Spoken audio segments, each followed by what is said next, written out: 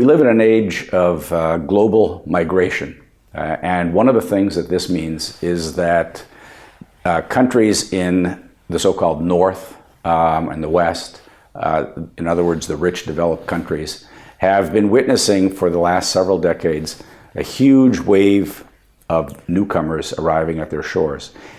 Now, this has meant a whole lot of things in different contexts, but one of the things that it's meant is that religion is on the move. Global religions are on the move. Catholics are moving from South America to the more Protestant North America. Muslims are moving into places like Western Europe, where their presence has been quite small until relatively recently. And every other major religious group, Buddhists, have moved in large numbers. Any of the great world religions find that they have set up homes in places where they have no particular history.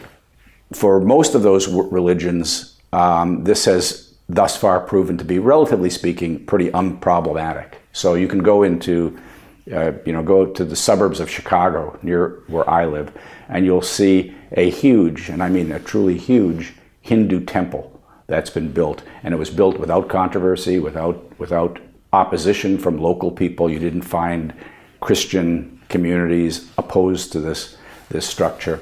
But the one case in which there has been considerable amount of contestation is Islam. And so the issue is what is it about Islam? What's happening with Islam in the West? And part of the conversation among sociologists of immigration has been looking at what's happening to Muslims in Western Europe versus what's happening to Muslims in North America. Okay? And in the case of North America, I focus primarily on the United States because there's a little less research done on Canada in this regard. And in many respects, in this regard at least, Canada and the US look a lot alike. So I'll kind of focus on the US. One argument, and this is an argument that has been advanced by two sociologists in New York, Richard Alba and Nancy Foner, is that religion has managed to serve as a bridge in the United States, whereas in Western Europe it has tended to serve as a barrier. Okay, so the way in which the people who live in those places think about and respond to religion in general, not just Islam, but religion in general, shapes the way in which they respond to Islam. This is the argument.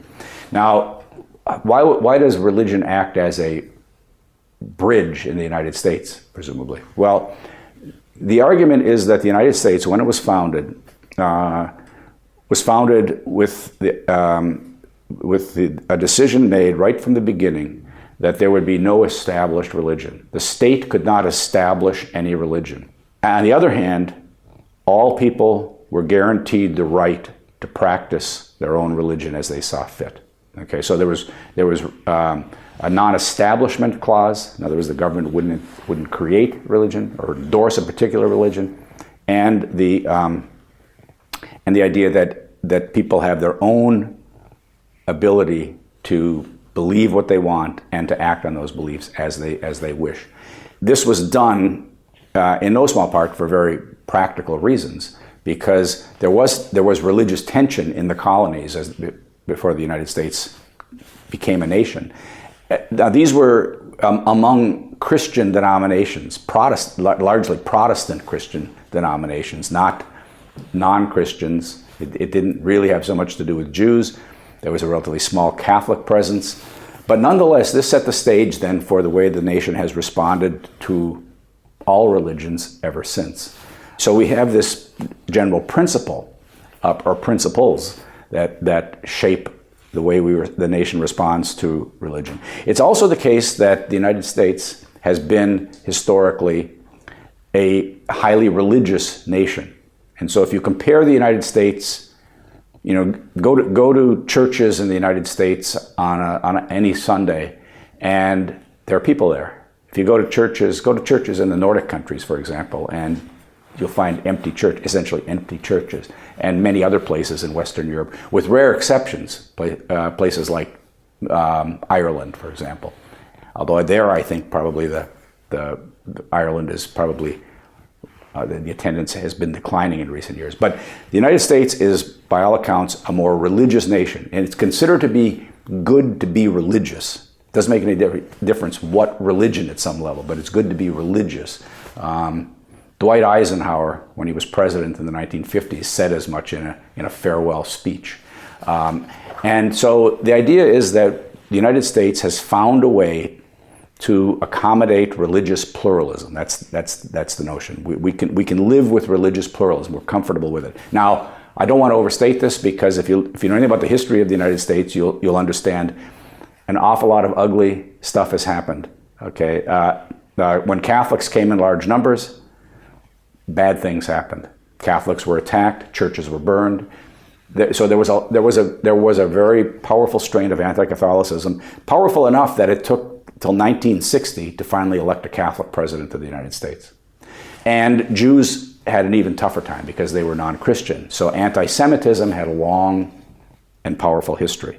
The reason other religions didn't bear the brunt of animosity was, to a large extent, that they weren't there, or they weren't there in sufficient numbers that people paid any attention. But now we have a new dynamic, okay? And we have a relatively large and growing Muslim population. We have not had the kinds of outbursts that you find in Western Europe. There have been things that have happened. So, for example, in a place called Murfreesboro, Tennessee, there was an effort to build a mosque by a community that had been there for a quarter of a century, and locals fought tooth and nail in court for a long, long time to prevent this mosque from opening, arguing at one point that Islam is not a religion. This was it seemed to me a rather questionable argument, but that was one of the arguments that they made before the courts. Ultimately, the Muslim community in Murfreesboro, Tennessee, won the day, and their mosque and Islamic center opened. So there have been these problems, but to a large extent, Muslims have worked together cooperatively with Christians and with Jews, and we don't have the kind of tension that you find in Western Europe. So what's going on in Western Europe? Well, a couple of things. One is that Western Europe is far more secular, and so there are many people who the way they respond to Islam is that they think that the problem with Muslims, they think, is that Muslims take religion too seriously. And that's the problem. That's the problem. Not anything about the particular tenets of the religion necessarily, but that they take religion too seriously.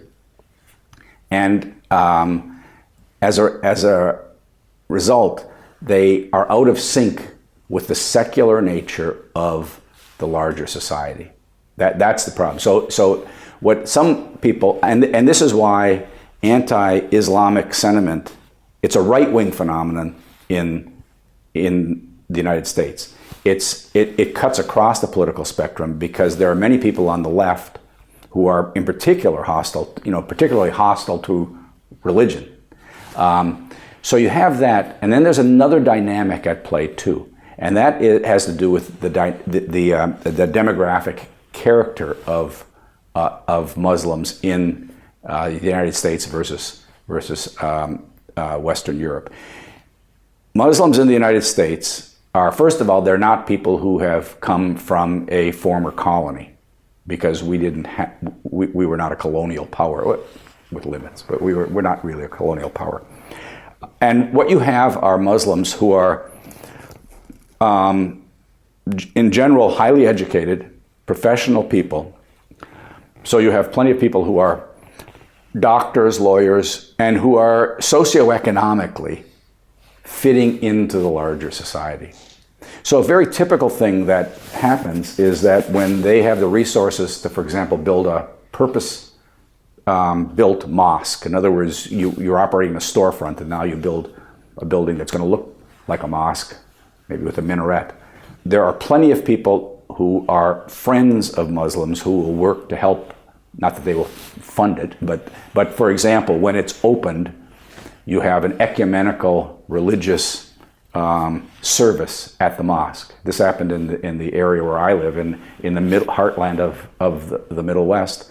When the first mosque opened, you had a rabbi, you had a Catholic priest, and you had a Protestant minister all taking part in this service, and hundreds of people from the community came. And because the mosque was not that large, they were going to have a big community dinner. And there was not enough space there, so the large Catholic church just down the street said, well, what we'll do is we'll just process down to our place and we'll have the celebration there. So that sort of kind of cooperative venture is something that you not that you don't find it in Europe, but it's harder put to do this. Now, what's different about Western Europe is, first of all, many of the Muslims come from former colonies, especially in France, obviously, especially in France. And France happens to have the largest Muslim population of any developed country. So that's another thing. Sheer demographic size. There's a larger Muslim population in Western Europe in general, and in certain countries in particular, than is the case in the United States. They come from former colonies, and so there's the whole issue of the post-colonial legacy that becomes part of this. And the other thing is they are less educated than their counterparts in the United States and Canada, in North America. And all of this makes for what you see in France, for example, is widespread alienation of young people who can't find jobs, who are in many respects French. They speak French, they understand the culture, they've lived there all their lives, and yet they can't find jobs. They know they're discriminated against. They know that as soon as a potential employer sees their name, their non-French sounding name, their chances of getting an interview for the job drop considerably. And so a whole lot of what's going on, although on the surface it looks like it's religious, is in fact about socioeconomic marginalization. And if you don't believe that, one of the things that we don't know enough about some of this information, and one of the things that is a challenge for sociology is to understand, when we say there are X number of million Muslims in France, for example, this means people who are nominally Muslim. Does it mean that they go to mosque every day? Does it mean that they believe? Does it mean, no, it means they come from basically it means they come from a Muslim majority country, and so we count them as Muslim. What we know without the kind of rigor, empirical rigor that we wish we had, but what we tend to know is that most Muslims in Europe, and for that matter North America, are not particularly religious. Some are a-religious, but most are tenuously attached to the Islamic heritage. Okay. It's probably the case that more Muslims practice their religion in the United States because what they're doing is adapting and adjusting to a culture that expects people to be religious. Okay. And maybe people are adapting and adjusting in Western Europe to a culture that expects people to be secular. But there is a powerful streak of secularism within the Muslim community.